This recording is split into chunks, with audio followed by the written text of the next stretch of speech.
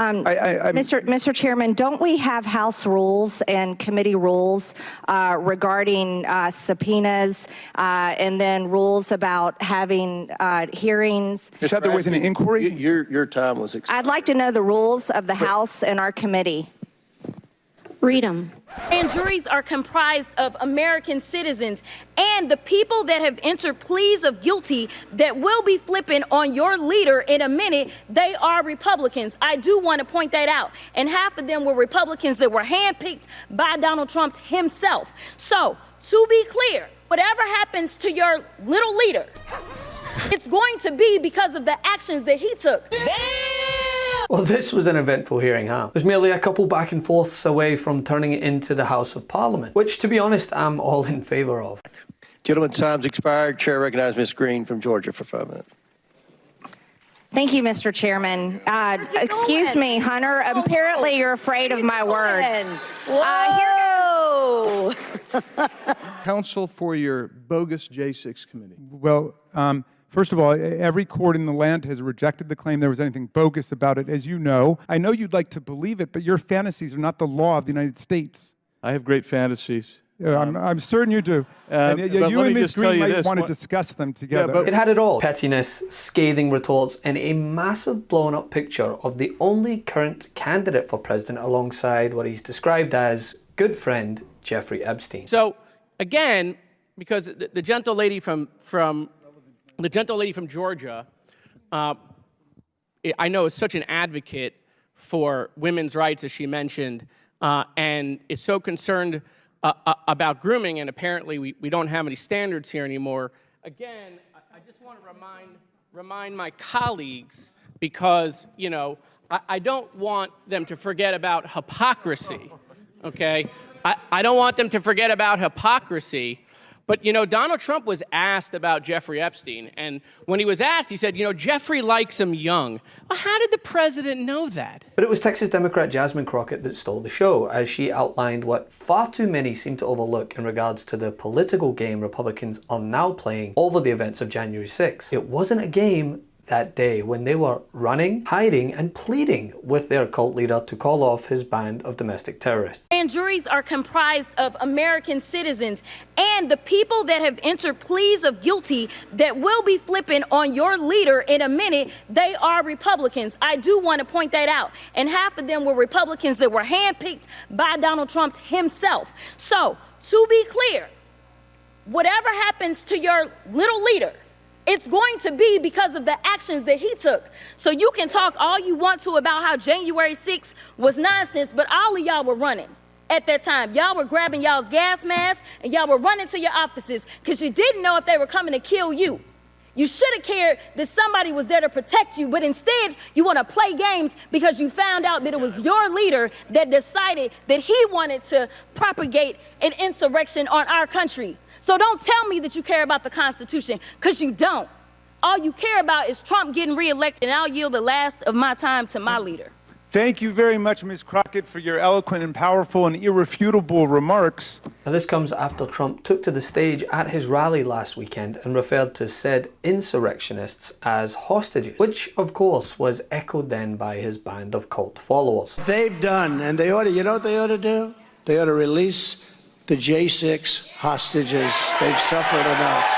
I have concerns about the treatment of January 6 hostages. The Republicans released hundreds and hundreds of hours of TV from January 6. They've had months to examine it. They have not come up with a single shot which purports to capture an Antifa fighter or an FBI agent inciting the insurrection. Nothing.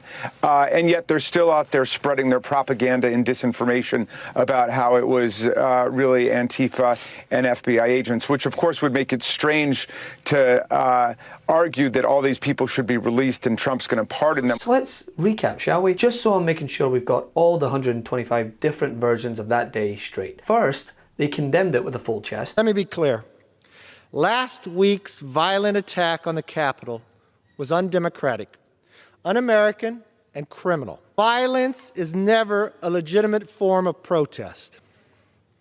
Freedom of speech and assembly under the Constitution is rooted in nonviolence. Yet the violent mob that descended upon this body was neither peaceful nor democratic. It acted to disrupt Congress's constitutional responsibility. Then they called it a tourist visit. Asked the question by several of our colleagues, including Ms. Cheney,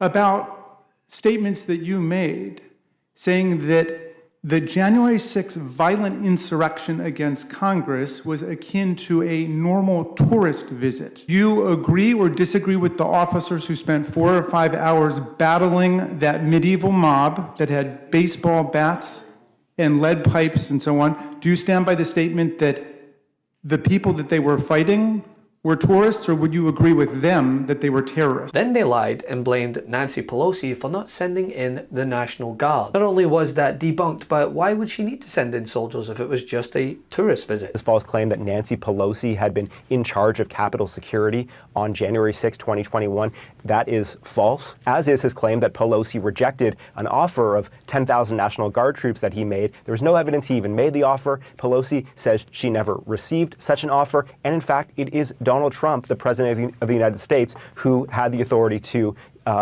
order the National Guard to the Capitol. And then it was an inside job. This is ridiculous. This shows you that the FBI doesn't care about finding the pipe bomber because they know exactly who the pipe bomber is.